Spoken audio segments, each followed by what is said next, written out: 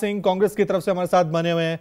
सिंह साहब, आम आदमी पार्टी ने सीधा सीधा वो विपक्षी एकजुटता तो हो रही है, लेकिन हम पिछले कई हफ्तों से देख रहे हैं, लेकिन इस बैठक से पहले आम आदमी पार्टी लगातार कांग्रेस पे हमलावर है, क्योंकि कांग्रेस अध्यादेश के मामले पर अपनी चुप्पी नहीं तोड़ रही है, एक खामोशी बनाई हुई है। हम साथ देंगे नहीं देंगे, कोई स्टैंड नहीं है। आज बैठक के बाद कांग्रेस का स्टैंड क्लियर हो पाएगा अध्यादेश को लेकर?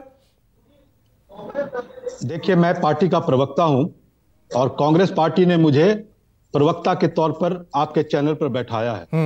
आप आज मुद्दे जो उठा रहे हैं वो मुद्दे ये हैं कि 2024 में क्या होगा। 2024 में जब आप बात कर रहे हैं तो मैं आपको बता देना चाहता हूं कि ये बिहार की भूमि है जहां पर भाजपा मुक्त भारत का आज रोड मैप तैयार हो चुका है और जो बचा हुआ है वो हो रहा है। और आपको मैं ये भी बता दूं, अभी मैं अमित शाह का मैं सुन रहा था बयान कहीं पर कि वो बोल रहे थे कि ये परिवारवाद का बात कर रहे थे और ये बात कर रहे थे कि फोटो सेशन की बात हो रही थी। अरे अमित साहब, आप अपने प्रधानमंत्री मोदी जी को बोलो कि दिन में 3 बार कपड़े बदलते हैं और जाके यूएस में, जहां आज मणिपुर में आग लगा हुआ है, आप वहां पर जाकर कपड़े बदल रहे हैं और मणिपुर में लाखों हजारों लोग वहां से विस्थापित हो गए, उनके घर जल गए और उनके ही मंत्री जो आज फॉरेन अफेयर मिनिस्टर है आर के सिंह रंजन है, वो क्या बोलते हैं कि मुझे तो आज दुख होता है, मैं स्तब्ध हूं कि मणिपुर में कानून व्यवस्था फेल है। मैं आपको बताना चाहता हूं यह इलेक्शन 2024 क्यों इंपॉर्टेंट है। वो इसलिए इंपॉर्टेंट है कि आज नरेंद्र मोदी नहीं होते तो आज 80 करोड़ लोगों को राशन पर निर्भर नहीं रहना पड़ता।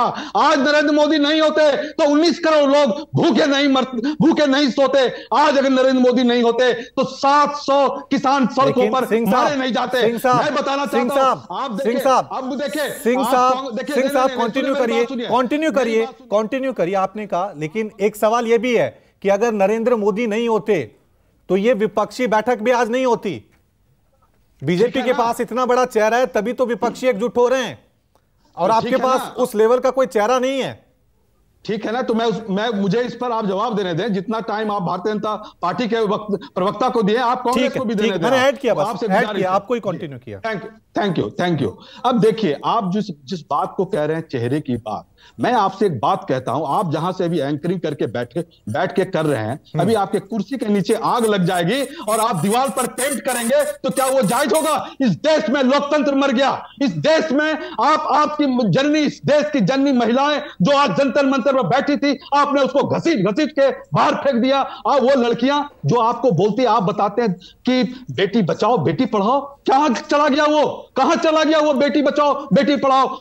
आपने एक दुर्दांत आदमी को, एक बाहुबली को बचाने के लिए इस पूरे हमारे देश के 50% महिलाओं का आपने अपमान किया है, और यही भारतीय जनता पार्टी है। मैं तो कहना चाहता हूं, अभी मैं भाषण सुन रहा था मोदी जी का कि यूक्रेन में युद्ध समाप्त करने के लिए हम लोगों को प्रयास करना चाहिए। मोदी जी, आपके देश में आग लगी हुई है। आपको मैं बता दूं, महंगाई का तो स्थिति यह है कि मैं अभी कल का ही पेपर पढ़ रहा था कि आटा जो है सो आज बताइए 28 रुपया हो गया, 28 से 30 रुपया हो गया, आज 150 रुपया दाल हो गया, तेल आपका बताइए 110 रुपया हो गया, चावल आपका 60 रुपया तक पहुंच गया, 31 रुपया। आखिर इन मुद्दों पर ये लड़ाई किसके लिए है? ये लड़ाई किसानों के लिए है, बेरोजगारों के लिए नहीं। और आपको मैं बता दूं, नहीं, मेरी बात सुन ले। आज इस देश में आपने, जहां यूपीए ने 23 करोड़ लोगों को गरीबी से ऊपर किया था, आपने 27 करोड़ लोगों को आपने गरीबी से नीचे कर दिया। ठीक है, आपका भाषण भी हो गया, आपको भी पूरा टाइम दे रहे हैं सिंह साहब, लेकिन मैं वही कह रहा हूं, अध्यादेश को लेकर आपका स्टैंड क्लियर होगा। और सबसे ज्यादा कुर्बानी, सिंह साहब, सबसे ज्यादा कुर्बानी अगर किसी को देनी है विपक्षी एकजुटता के नाम पर, तो वो कांग्रेस को देनी है। ममता बनर्जी कह रही है कि त्याग देने के लिए तैयार हैं। पश्चिम बंगाल में आप त्याग देने के लिए तैयार हैं? इस देश के संविधान को बचाने के लिए, इस देश के आम जनता बेरोजगारों को रोजगार देने के लिए कांग्रेस पार्टी एक बड़ी पार्टी है, पुरानी पार्टी है, 100 साल की पुरानी पार्टी है। उसका दिल भी बड़ा है, दिमाग भी बड़ा है और सोच भी बड़ा है। ठीक है, देखेंगे इस बैठक के बाद कांग्रेस कितना बड़ा दिल दिखाती है। मैं रुक करता हूं, आज समाजवादी पार्टी के प्रवक्ता फखरुल हसन चांद भी हमारे साथ बने हुए हैं। चांद साहब, आप तक आता हूं, लेकिन ऋषिकेश की तरफ में एक बार फिर रुक कर लेता हूं, क्योंकि बैठक वहां पर चल रही है तो अपडेट लेना बहुत जरूरी रहता है। ऋषिकेश, कोई अपडेट अंदर से आपके पास क्योंकि सबकी निगाहें टिकी हुई हैं अंदर क्या चल रहा है, अंदर क्या बातें हो रही हैं,